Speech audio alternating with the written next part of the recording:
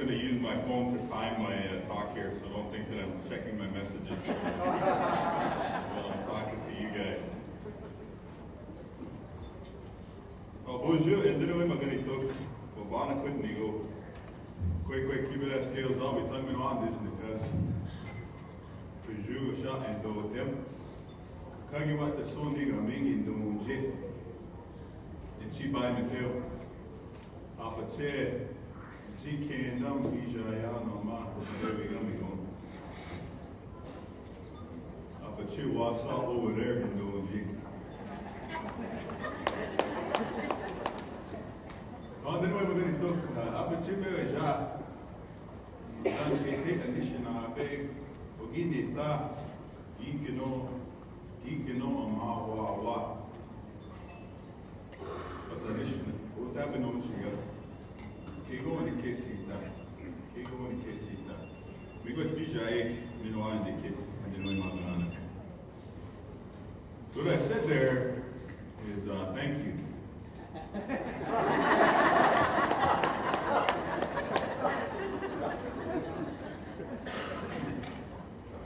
No, what I wanted to, the first thing I wanted to say to you guys is, our ancestors knew all about teaching and knew all about educating our own young people, and we should never forget that, and I hope we never do. I thought also, I know that many of you are suffering today, so I should sing a healing song to begin. A healing song for all the fans of the Toronto Maple Leafs.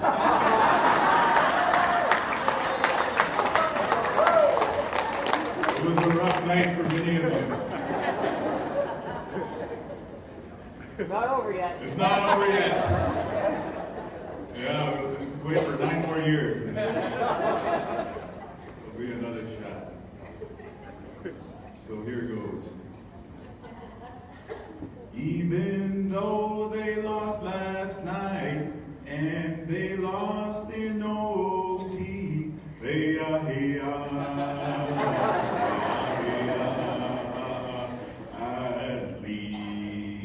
At least they have one more game on my team. Canucks. Hey, oh, hey.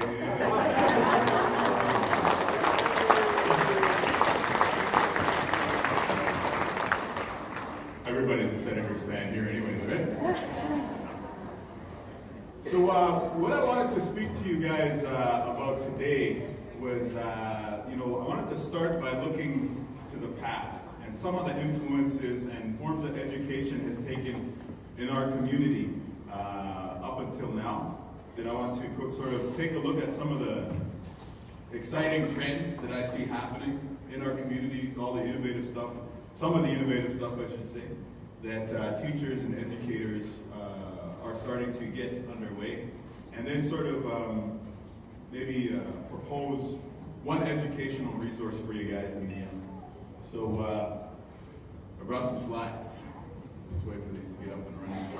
Basically, the first thing I want to discuss is traditional education. Education as it existed in traditional times before contact. So we could call it Gikendasa knowledge, right? Oh yeah, that looks awesome. See what happens when you take something from a Mac and then put it on a PC?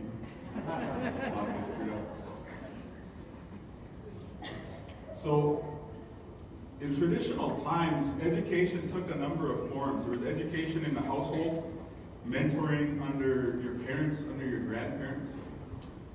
The Ojibwe Cultural Foundation put out a document called the Bachelor Award, which was the Ojibwe stories of elders combined with their English translations. And one of those stories, this elder Dan Pine gave a very, very compelling take of traditional Aboriginal education called Anishinaabe Mikanat, the Anishinaabe Road.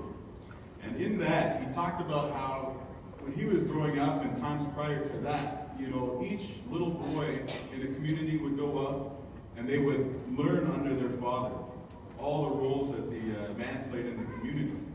But he said, then they would also go spend time with their mother and learn about what the women did in the community.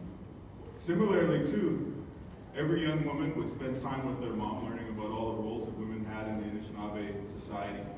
But then they would go and spend a little time with their father and learn about the male roles in the community.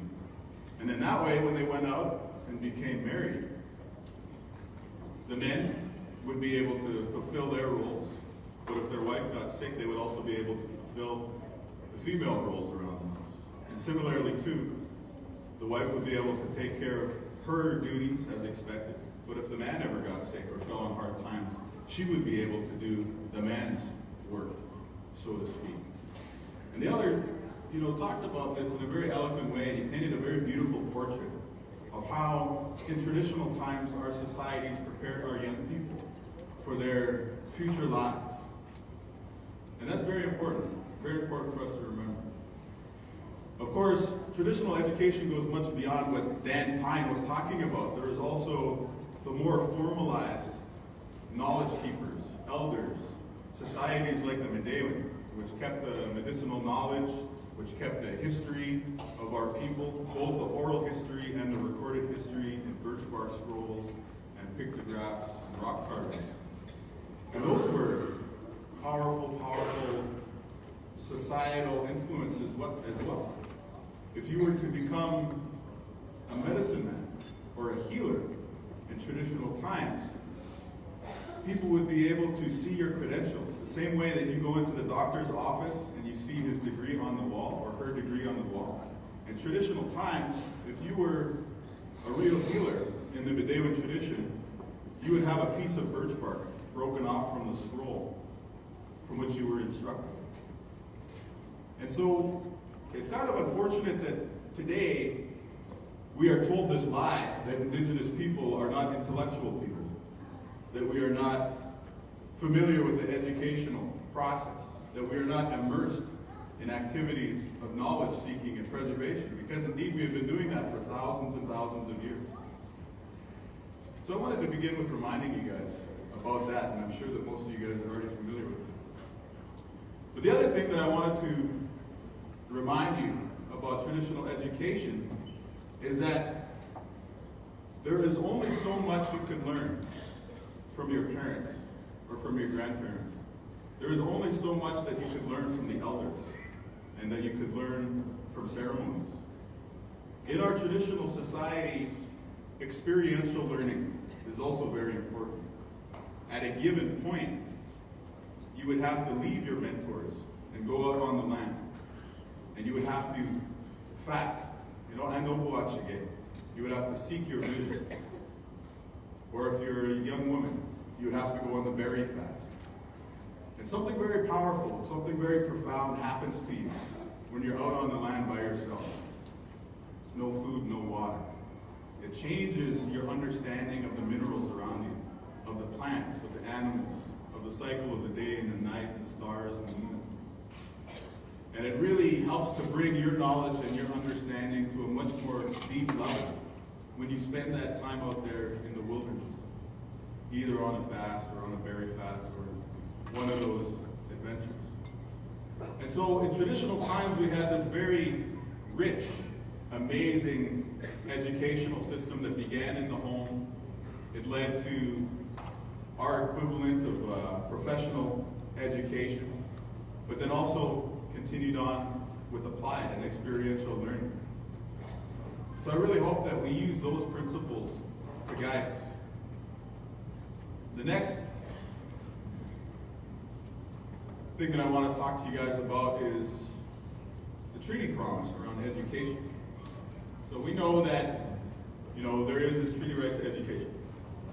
And we probably also know that the Supreme Court of Canada has ruled that treaties need to be liberally construed, meaning that our treaty rights are not frozen in time, and they must be interpreted in a way that allows them to evolve and keep pace with the developments of society. We know all that stuff. And we also know that our oral tradition is important, and that it must be taken into account when us or our treaty partners are trying to interpret what these treaty rights mean. So I wanted to share a story from my home area, which is Treaty 3, northwestern Ontario and southeastern Manitoba. At the signing of our treaty, one of the chiefs stood up and he told the negotiators, "We will give you one of our children, and you should give us one of your children." And the negotiators, they looked at each other and they said, "Well, what do you mean? What do you mean? What do you mean?" And he said, "Well, we will give you one of our children, and you should give us one of your children." And the negotiators, they looked at each other and they said, "Well, what do you mean? What do you mean?" And he said, "Well, we will give you one of our children, and you should give us one of your children." You teach our child how to live like you. We'll teach your child how to live like us. And in that way, we will be able to live together. It's a very powerful story that shows that even back then, 140 years ago this year, our ancestors, our leaders, recognized that education was going to be key to making this nation-to-nation relationship work. So I wanted to remind you guys of that as well. Sadly, only half of that equation was fulfilled. So the other thing that I wanted to remind you guys was the role that residential schools have in our communities. I know it's a very painful topic, so I don't want to delve too deeply because I don't want to stir up negative emotions. But I just want to point out that for many communities and for many families, this soured the relationship with the educational experience. And it also was very damaging to families, communities, and individuals. Who here teaches residential school in their classroom? Really? Just a handful? Wow. In 2010, there was a survey nationally of Canadians, non-native people included, that found that almost half of Canadian people didn't know what residential schools were. That was 2 years after the apology. And that's really amazing.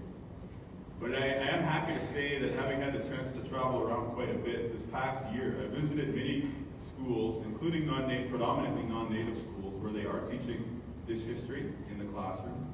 And there's even non-native schools where they have the apology posted in the classroom so that they make it a very visible part of the educational experience.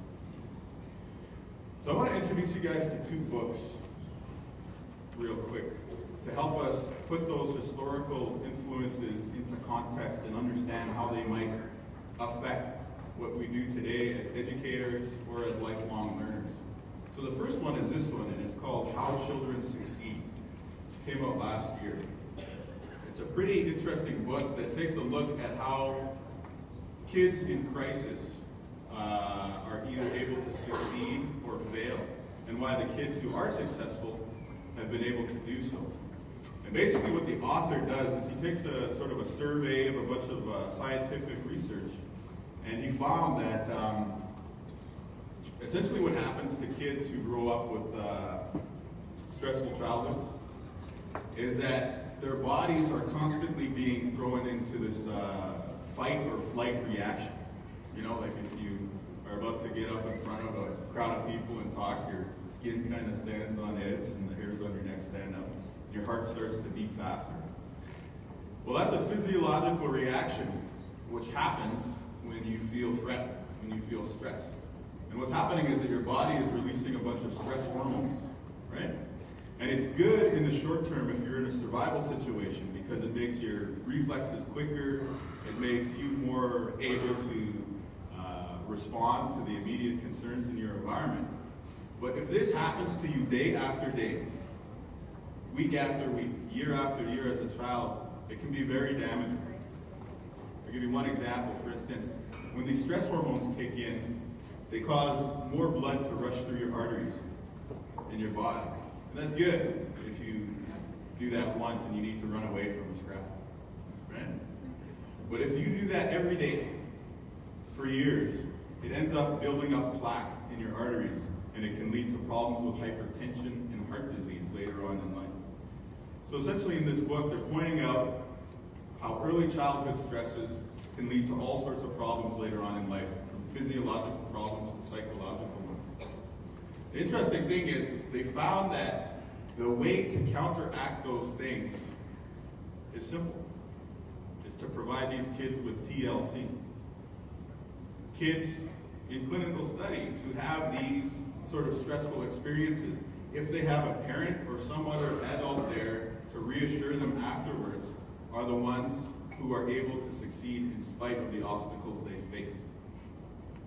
The kids who don't have that sort of structure in their lives are the ones who are more likely to experience the worst part of the after effects. So pause for a second with that in mind consider the legacy of residential schools.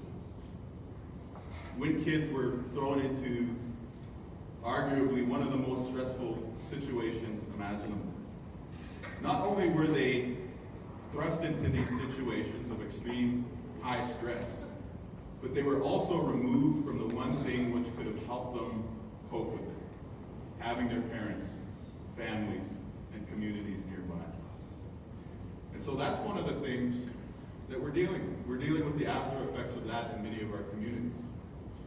Beyond that, when we think about the amount of kids in child and family services or children's aid across the country, the amount of our young people who are growing up in poverty, the amount of our young people who are growing up in broken homes or facing numerous other social challenges, well, this is not an issue of the long ago past. This is an issue which many of our students and many of our young people continue to face today. And that has big impacts. So I want to introduce you guys to this other book that might paint a picture of the long-term impact that those effects I was just talking about might have. So it's called The Power of Habit. It's a really fascinating book. It's a great read, but I'll save you guys the $20. This is the gist of the book right here. The book says that we are all creatures of habit.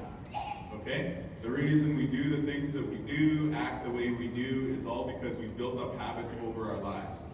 And the way we build habits is through this feedback loop: cue, routine, reward. Cue, routine, reward. Cue, routine, reward. That happens over and over and over again until something becomes hardwired into our brain. And this inclination to form habits is so powerful in our minds that even, people who suffer brain damage, which causes short-term memory loss, they're still able to build new habits.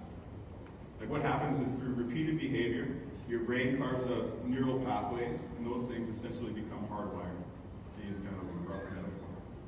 So if you were thinking about this in terms of, like, say, an alcoholic, the cue would be they feel an emotional stress. The routine would be they go out and have a drink, and then another, and then way too many. And then the reward is that they receive an escape from that emotional stress. And then they do that over and over again, and they build up the habit of alcoholism. Think about that in terms of the effects of residential schools. Think about that in terms of the effects of the Indian Act. Think about that in terms of the effects of all the sociological problems that you see in many First Nations and inner-city communities across Canada. People have learned behaviors which are not always healthy. And because they've repeated them day after day, week after week, they've created habits. Habits which are often self-destructive. Habits which are often self-defeating, right? And it's very, very difficult to break a habit once it's been created. And so, it would be awesome if we could say that, the solution for First Nations kids, we'll just send Wab Kinew out to every reserve to give a 1-hour talk, and that'll be it. That would be awesome. I would love that. It'd be great for my bank account.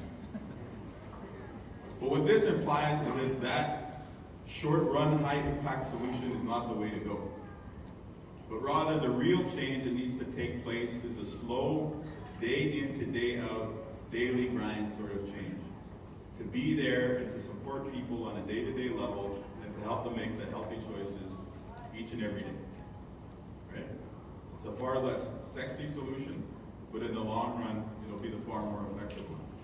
In this book, they basically argue you're never going to remove the cues. Life is always going to be stressful. And you're never going to remove the desire for people to seek out that sort of reward. So the thing that you should focus on is changing the routine. And so using that same example of the alcoholic, they say, the reason programs like Alcoholics Anonymous work, in addition to the spiritual component of the program, is that they provide a new routine. When the alcoholic feels the cue of an emotional stress, AA offers them a new routine. Instead of going to have a drink, go to a meeting or call your sponsor.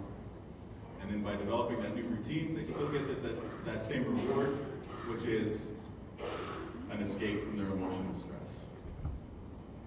And so, if these habits have been cultivated in our community, in some cases over generations, it's not realistic for us to expect us to change the social situation overnight. We're not going to remove those cues and those triggers from the environment of our young people. But maybe we can start to think about how do we change their response? How do we change their routine? What are the things that we can offer as an alternative to the unhealthy behaviors that they've cultivated to date? So that's sort of my analysis, I guess, of where we are and how we got there with regards to education. So last year I hosted this show called 8th Fire on CBC. Any of you guys get a chance to watch it? Some?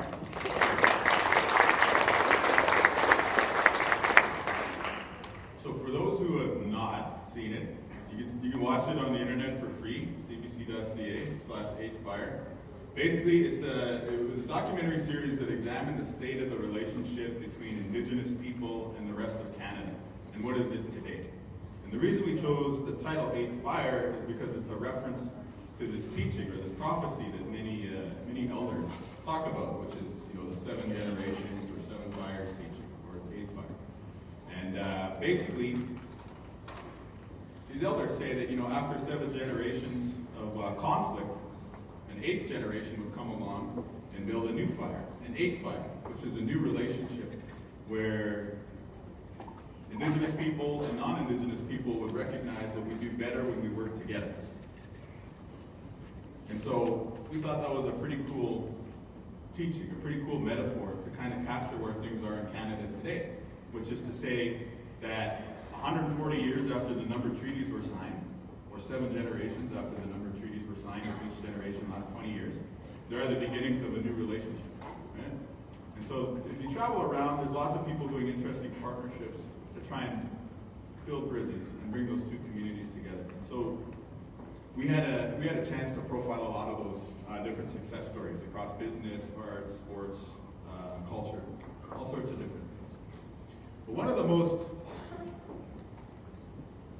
I guess, interesting things that we heard, and you guys have probably already heard this line a million times by now, but one of the best things that we heard was this young woman, Penny Smoke, in Saskatchewan. She told us, my grandma used to always say, education is the new buffalo. It's a great line, because it looks good on a t-shirt. It's good for like a conference title, stuff like that.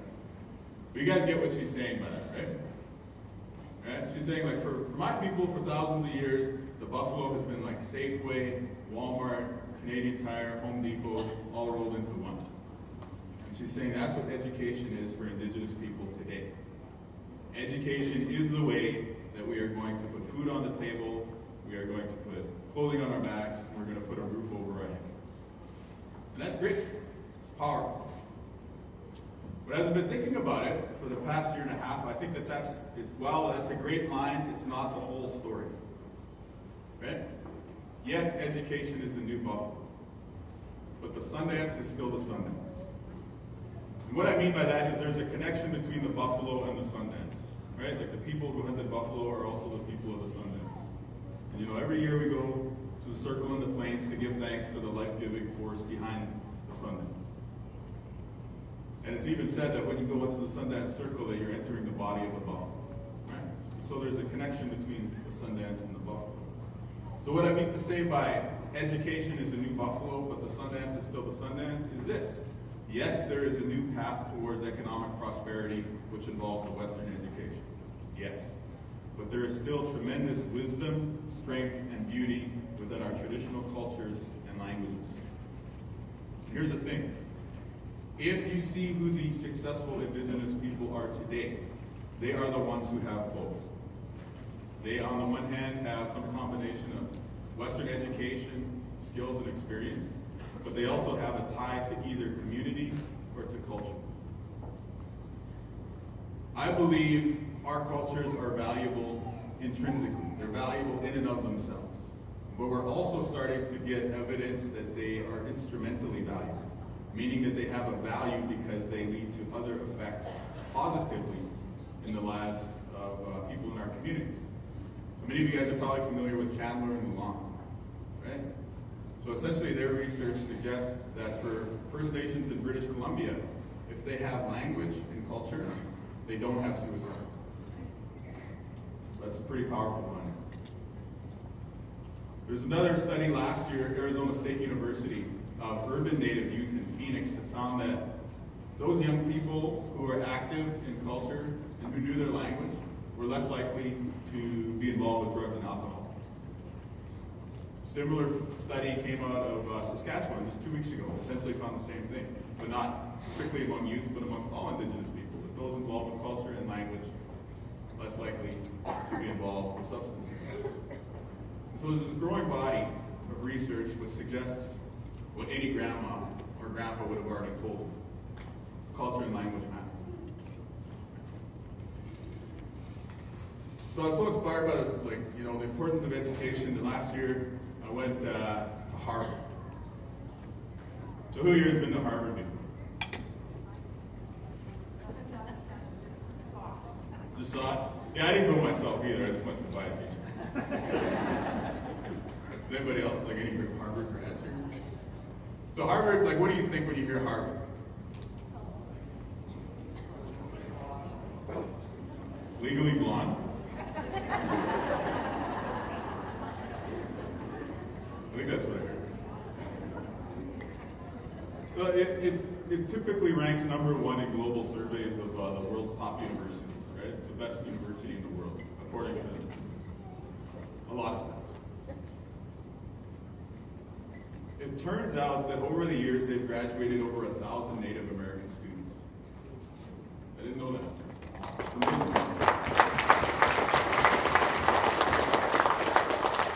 It's actually in their original charter back in the 1600s. One of their first missions was to educate Native Americans.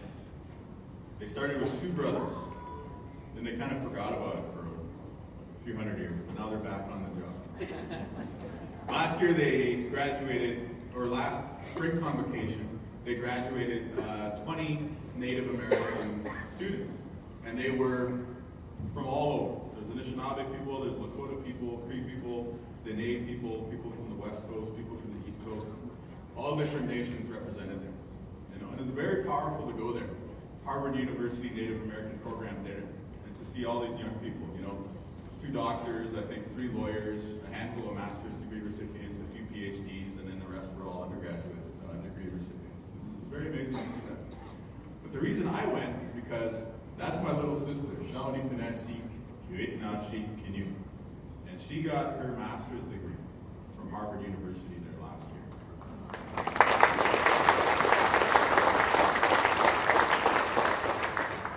Miigwech, there's just so many people I'd like to thank. Really hard work. No, and right now she's doing her PhD research, so in 2 years she'll have a doctorate from the best university in the world. Okay. Do you know how much band funding she's received towards that doctoral degree? Do you know how much money the federal government has spent on her education?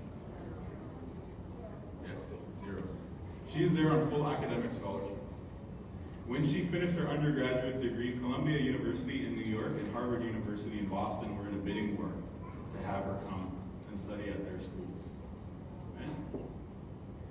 But I like to share this story with young Anishinaabe people and young Indigenous people because I tell them, you are her and she is you. Okay? I watched her do it. From the little house on the reserve to the apartment in the city, to a little bit bigger house in the city. And then she's off on her own. Toronto, Montreal, Boston. Now she's overseas doing her research, right? So I tell young people that, I said, she did it, why can't you? They always say, well, why didn't you? It's a good point.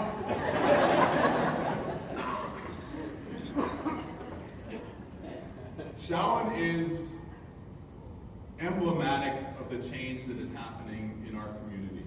Yes, our graduation rate is lower than the national average. Yes, we are underrepresented at post-secondary institutions, but that is changing. Okay, right now, 12% of the U of W student body is Indigenous. That's higher than the percentage of the population in Winnipeg. Right? Last year, the U of M graduated over 1,000 Native American students. The story is similar across the other universities in Ontario and Western Canada. right? We are increasingly educated. We are increasingly going out there and bringing home degrees. And here's an interesting fact for the women in the audience. Statistics Canada has found that an Indigenous woman with the same level of education as an Indigenous man will earn more money after graduation.